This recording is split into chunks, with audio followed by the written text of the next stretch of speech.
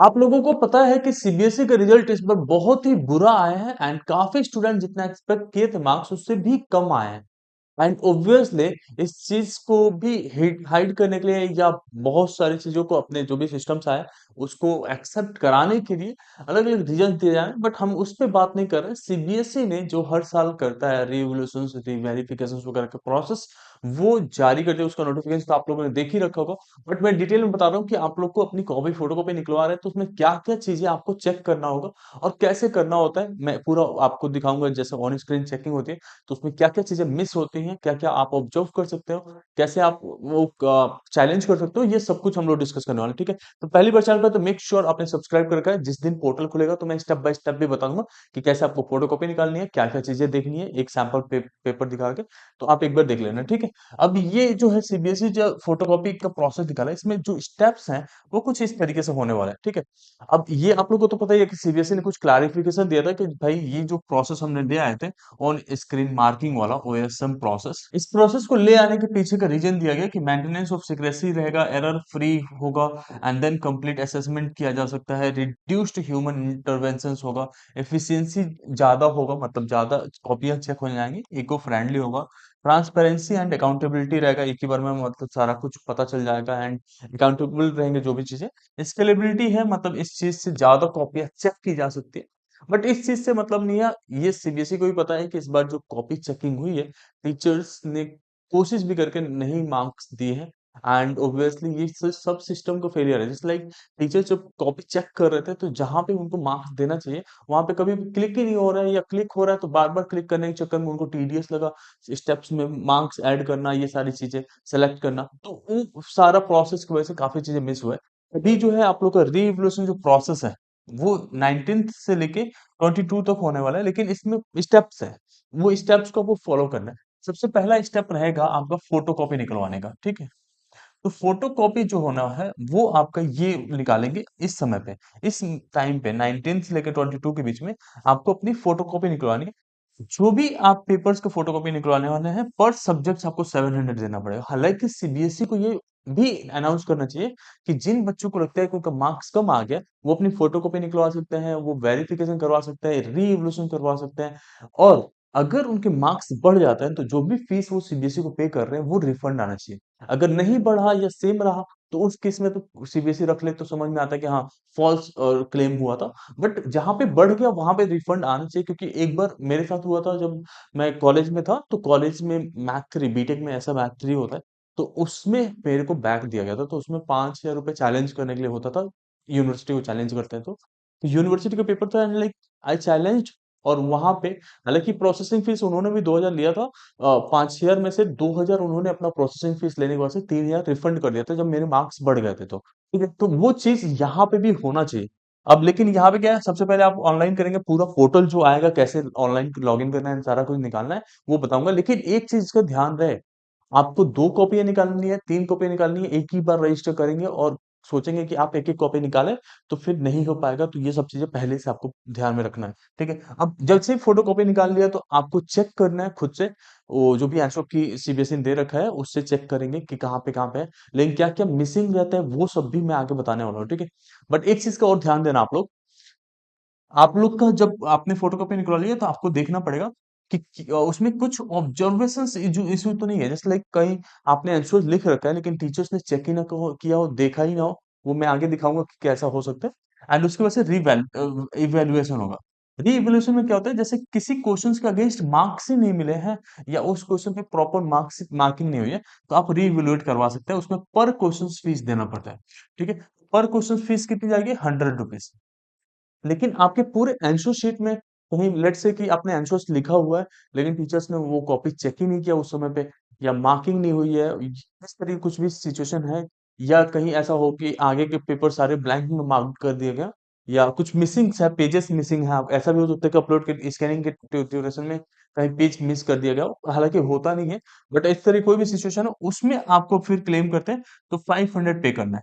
हालांकि सीबीएसई ये कहता है कि आप लोग का जो है मार्क्स बढ़ भी सकता है, घट भी सकता है। मार्क्स एक नंबर से भी घटा या बढ़ा तो वो कम कर दिया जाएगा या बढ़ जाएगा। लेकिन आप सोचो कि आपने फोटोकॉपी तो निकलवा ली, फोटोकॉपी निकलवाने के बाद से कोई भांग थोड़ी ना पिया है कि मेरा जो है, जहाँ पे सीबीएसई ने सही चेक किया वहां पे भी मैं क्लेम करूंगा, है ना? तो हमारा मार्क्स घटने का डर नहीं रहता, हमारा ऑब्वियसली बढ़ने का केवल डर रहता है। मतलब डर क्या रहता है, बढ़ने का फायदा रहता है। जैसे मान लो कि आपके 23 मार्क्स आए हैं, ठीक है, एंड यू आर एक्सपेक्टिंग 54 आना चाहिए था, मैंने अच्छे से करके आया, तो आप तो चैलेंज करेंगे ना कि क्या चीजें रह गया जहाँ पे। तो लेट्स से कि आपने 2-4 नंबर के लिए अगर रहता है ना कि 2-3 नंबर बस चाहिए, तो वहां पे आप, जहाँ पे आंसर मार्क आपको पता है कि ये आंसर मेरा गलत है, उस पे तो आप चैलेंज करेंगे नहीं। और ऐसा नहीं है कि आपने जो है बोला कि मेरा 5th number of questions check करो, तो वो जो है 4th वाला देख के मार्क्स घटा देंगे। ऐसा बिल्कुल नहीं है। जो क्वेश्चंस आपने चैलेंज करने के लिए लगाया है, 100 रुपीज दिया है, बस वही क्वेश्चन इवेलुएट होता है।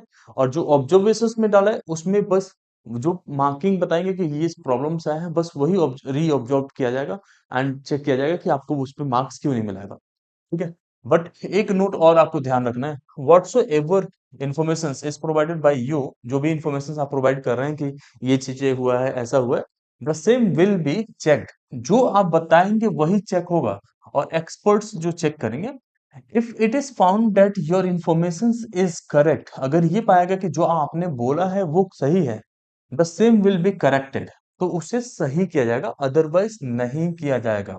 मतलब ये, जैसे मान लो कि कोई पेज है आपके जो स्कैनिंग का, उसमें टीचर्स ने जो है आई मार्क लगा दिया है, लेकिन वो कॉपी चेक मार्किंग नहीं हुई है, उसमें मार्क्स नहीं दिए गए हैं, या वो क्वेश्चंस आपने कोई अटेम्प्ट कर रखा है, लेट्स से कि क्वेश्चन नंबर 23 है, वो आपने अटेम्प्ट कर रखा है, लेकिन उसके आगे जो है उन्होंने नॉट आंसर्ड वाले मार्क्स लगा दिए, तो वो सिचुएशन अगर कहीं पे है तो वो आप इसमें क्लेम करेंगे, ठीक है।